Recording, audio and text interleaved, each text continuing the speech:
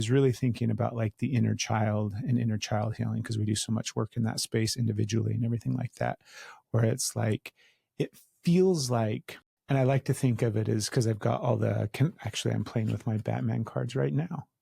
So my connection with the Dark Knight. Okay. Right. I was like, we don't have the context. You remember, I thought that thought in my head just a minute ago. Right. No. So it's the connection that I have with Batman, and the idea that there's this protector part inside of me. And I know it's parts where it's IFS and I can hear all of that language as well. But I really think that it's a safety protocol built into the avatar, where, especially during those time periods where I'm not able to protect myself and keep myself safe, which most of the time is childhood. Those little parts of me go through some traumatic experience. And because it's so hard to deal in that experience for whatever reason, right? I mean, the list is endless of what that can and does look like. But for me, just such a difficult experience to have in that moment, where if I was to live through that experience or have to go through that experience or even remember that experience to some extent, it would be too traumatizing for me to even move forward with. So the shadow comes in and scoops that part of me up and holds it close and like wraps its dark night cape around it and whisks it away into the darkness and says, it's okay. Don't worry. You have nothing to be afraid of. And the little child inside is like, but it's dark. And it's like, it's not dark. There's just no light here. So I can see in the darkness, and I'll keep us safe until light comes back, and then you can see. So this dark shadow part inside of me, just scooping up all of my little inner child bits and pieces that were hurt, that couldn't experience the things that they were experiencing, and whisked them away into the darkness until it was safe for them to come back out into the light. And it's safe for them to come back out into the light when me, myself, this current version that I am, have done enough healing and feel safe enough to be able to look and address all of those things that those little parts had to go through. And now I'm able to go back and collect them so that they don't have to deal with all of those things. They just get to step back into the light and be loved and safe and supported by me in the current version that I am. So it's like the shadow is really just this massive protector, where it's scooping up all of these wounded parts and whisking them away and keeping them safe and hidden in the darkness until a time comes when it's safe enough to come out into the light.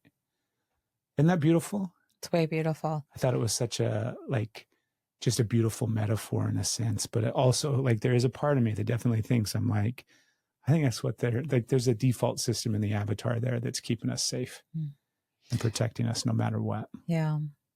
Yeah, I really like looking at it that way. It feels like such a loving gesture, as opposed, because they say that you split, or that dissociation comes when your psyche can't handle it. And I know my definition was, it was too much, too traumatic, couldn't handle it, obviously. But then the person that took over the reins, the shadow, was this, destructive.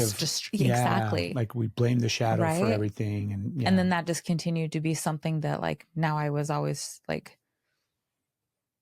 all the things that the shadow did. Now that there's that I have to make up for. Your shadow side that you don't want to look at, that you don't want to deal with. That's where the stuff that I can't deal with hides. And it's this dark, shameful spot. Instead, it's just this massive, powerful protector that is doing the heavy lifting. It came and rescued you. Yes. It came and rescued you and pulled you out of it and took on the other shit. Yeah. So no wonder it's got a little bit of attitude. He's like, is my shadow hard to handle? Well, it's kind of what it's the conversation that we're going to have is there's lots of stuff in our relationship that are just little conversations, and sometimes really big conversations, obviously, that we have avoided, that we have, every time they come up to the surface, it's almost like we try to have them again to some extent, but we haven't done enough healing, and we're still caught up in those patterns and those behaviors and the emotional immaturity aspects of our, ourselves, that we're not able to actually process and go through those things. And then over time, we just quit. We're like, well, we don't talk about that. What's that over there in the corner? Nothing. Don't look at it. We do not talk about that. And first rule of Fight Club is, right? Sometimes the fight happens, though. It's I would do my best to not talk about it until, it had to come up, because I was so like still, it just like, I don't know the word. It just took my insides and just crushed them. Right. I was full of heartbreak and rage and a combination of all kinds of just that I couldn't, disbelief and how is this still a thing? And then judgment, projection. It's like everything just comes up at once and just feels like it was a soul punch. That, yeah, I wasn't like, let's look over there. Like, only if we absolutely have to. We'll make it out and fall in love tonight. Have a moment, you could take time to like, subscribe, and share this episode. It really helps us. And also, if you liked this episode, which you're still here, so you probably did, you might like these clips too. And again, thanks for supporting the Steph and Craig Show. There's new episodes every week. See you next time.